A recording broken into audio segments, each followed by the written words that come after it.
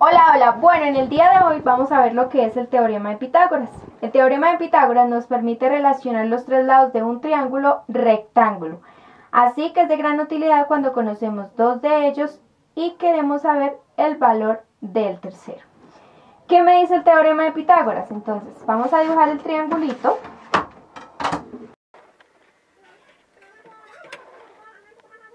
¿Listo? Ok. Entonces, ¿qué es un triángulo rectángulo o por qué se conoce? Se conoce porque tiene un ángulo recto.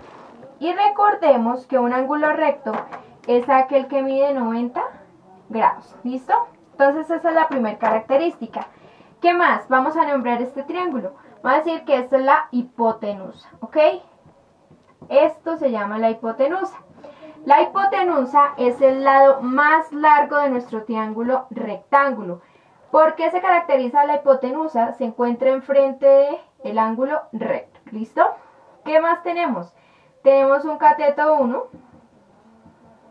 ¿sí? Y un cateto 2, ¿ok? Listo, entonces ya hemos nombrado nuestro triángulo rectángulo. Ok, ¿qué me dice el teorema de Pitágoras? Pitágoras demostró que la hipotenusa al cuadrado es igual al cateto 1 al cuadrado más el cateto 2 al cuadrado. Listo. Entonces, ¿qué pasa? Que la hipotenusa al cuadrado pues va a ser la medida de este lado. Cateto 1 pues va a ser este de acá y el cateto 2 va a ser este de acá. ¿Listo? Entonces, ¿qué pasa? ¿Cómo te lo muestran en los libros? Entonces, en los libros te lo pueden mostrar de la siguiente forma. No te van a decir que esto es la hipotenusa, sino que te van a decir que, por ejemplo, el triángulo rectángulo tiene los siguientes lados, ¿sí? Entonces, podemos decir que este es el lado A, que este es el lado B y que este es el lado C, ¿listo? Entonces, esta fórmula que está acá la podemos reescribir de la siguiente forma.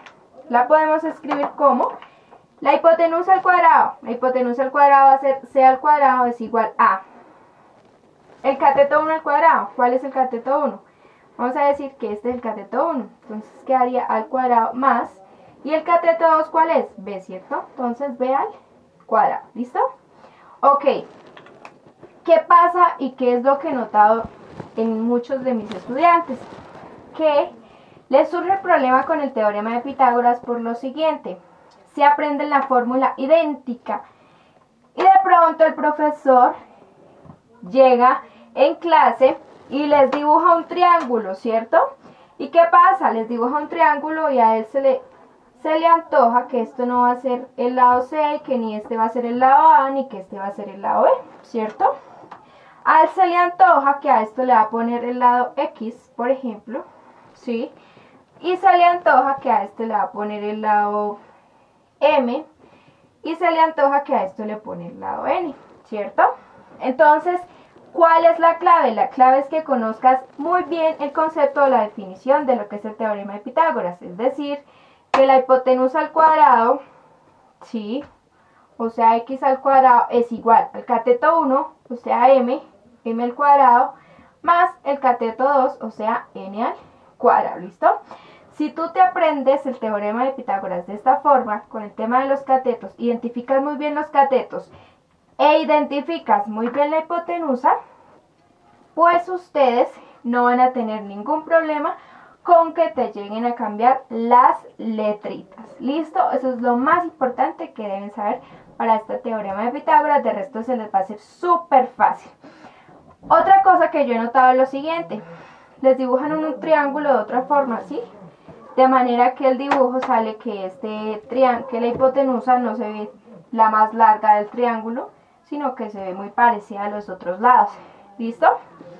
Lo que sí les muestran de pronto es el ángulo recto. Entonces, la clave nuevamente es tener en cuenta y tener bien claro cuáles son los catetos y cuál es la hipotenusa. Recordemos que para identificar entonces la hipotenusa siempre la identificamos porque es el lado que queda enfrente del ángulo recto. ¿Listo? Bueno, este es el concepto de lo que es el teorema de Pitágoras. Nos vemos en otro video con ejercicios bien prácticos para que sepas cómo se aplica.